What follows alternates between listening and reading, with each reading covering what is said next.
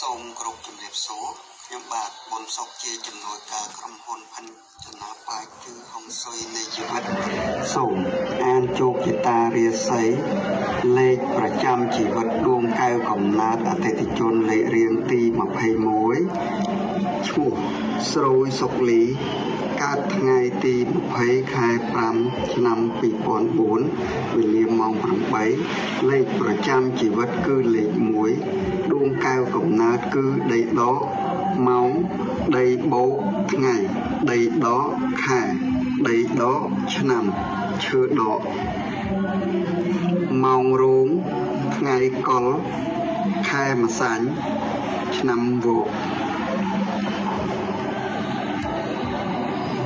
អត្តចរិតថ្ងៃកើតរាសីខាងលើគឺជាមនុស្សផ្លាស់ប្ដូរពូកែបត់បែនគ្រប់ស្ថានភាពចំពោះមុខដោយងាយស្រួលអត្តចរិតរាសីខាងក្រោមជ្រូកសមុទ្រក្រុមជាហៈងាយទន់ភ្លន់រស់រាយចូលចិត្តទំនាក់ទំនងល្អមានការអត់ធ្មត់ខ្ពស់អត្តចរិតឆ្នាំកំណើតជាមនុស្សដែលរឹងមាំមានភាពស្មោះត្រង់មានគុណធម៌មេត្តាធម៌អត្តចរិតឆ្នាំកំណើតគឺជាមនុស្ស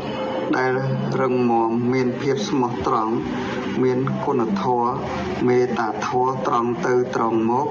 ចូលចិត្តជួយយកអាសាអ្នកទុនខ្សោយដួងកែវកំណើតគឺដីដកទិសល្អទិសលុយគឺទិសខាងត្បូងឈៀងខាងកើតទិសសុខភាពគឺទិសខាងកើតទិសស្នេហាគឺទិសខាងត្បូងបានសេចក្តីថាស្នេហាចង់បានគូគប់គូកំណានចិត្តគូប្រចាំជីវិតមានមង្គលគូរោគដែលទិសខាងត្បូងទិសតលយៈភាពចង្គៀងគោមគឺទិសខាងជើងម៉ោងល្អសម្រាប់ធ្វើដំណើរប្រចាំជីវិតគឺម៉ោងម្សាញ់អតិថិជនលេខរៀងទី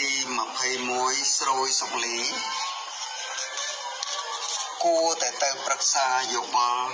ជាមួយមនុស្សឆ្នាំជូតនិងឆ្នាំវកទើបបានលទ្ធផលប្រសើរនៃការប្រឹក្សាយោបល់ពីគ្រោះសុំដំណោះស្រាយនានាទិសពីគ្រោះថ្នាក់ប្រចាំជីវិតគឺទិសខាងលិចទិសពីឃាតគឺទិសខាងត្បូងឈៀងខាងលិចទិសចារកម្មគឺទិសខាងជើងឈៀងខាងកើតទិសចំនួនគឺទិសខាងជើងឈៀងខាងលិចរាល់ទិសទាំង4នេះរាល់ការធ្វើដំណើររាល់ប្រកបការងារនិងមុខរបរចូលប្រយ័ត្នប្រយែងឲ្យបានខ្ពស់ជាទីបំផុតមិនគួរធ្វេសប្រហែសឡើយឆ្នាំដែលដល់គូព្រេងរៀបការមានមង្គលគឺឆ្នាំ2034គឺជាគូពិតប្រាកដមានភក្តីភាពនឹងគ្នារវាងគ្នាទៅវិញទៅមកមុខរបរដើម្បីឲ្យជីវិតមានភាពប្រសើរគឺលក់ភេសជ្ជៈទេសចរសន្តាគារមេធាវីគ្រូបង្រៀនបើកសាលារៀនពេទ្យជាដើមជាប់ DE រោងនិងម្សាញ់ឆ្នាំនៅថ្ងៃ5ខែមេសាឆ្នាំរោង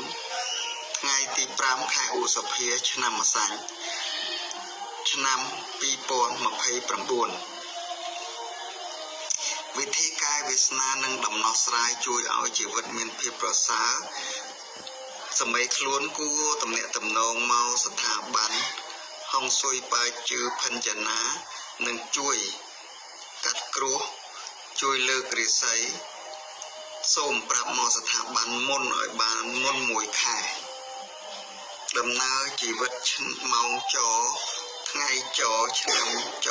ខែឆ្នាំចនិងដំណើរចវ័យច100ឆ្នាំជួបប្រទះអ្វីខ្លះដំណើរឆ្នាំច ឆ្នាំម្សាញ់ដំណើរវ័យចរនៅអាយុ5ឆ្នាំគឺឆ្នាំរោម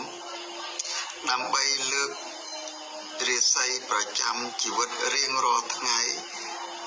គួរតែប្រើពណ៌បៃតងចាស់បៃតងខ្ចីខៀវទឹកប៊ិចរាល់សម្លៀកបំពាក់និងរាល់សម្ភារៈប្រើប្រាស់ដូចជាវាំងនននិងសម្ភារៈនានាគួរតែប្រើពណ៌ទាំងនេះទើបមានមង្គលល្អតើម៉ោងថ្ងៃខែឆ្នាំប្រចាំជីវិតជួបរឿងអ្វីខ្លះហេងខ្លាំងនៅខែសីហាខែកញ្ញាឆ្នាំ2025សូរខ្លាំងគឺខែតុលាឆ្នាំ2025និងខែមករាឆ្នាំ2026ឆ្នាំណាដែលត្រូវរៀបការជាមួយមានមង្គលល្អគឺឆ្នាំជូតឆ្នាំរោមនិងឆ្នាំម្សាញ់ហាមដាច់ខាតមនុស្សដែលមានឆ្នាំខាលមិនត្រូវរៀបការជាមួយឡើយមិនមានមង្គលឡើយនៃជីវិតផ្ទះដែលមានមង្គលសម្រាប់អ្នកដែលត្រូវទិញគឺផ្ទះដែលមានបែរមុខទៅទិសខាងលិចឈៀងខាងជើងខាងលិចឈៀងខាងបែរមុខទៅខាងលិចបែរមុខទៅទិសខាងកើតឈៀងខាងត្បូងនិងបែរទៅទិសខាងជើងទិសទាំងអស់នេះធ្វើឲ្យមានមង្គលល្អនៃជីវិតសូមជូនពរអតិថិជនលេខរៀងទី21ស្រូវសុកលីជួបតែសំណាងល្អតរៀងទៅនៃជីវិតសូមអរគុណ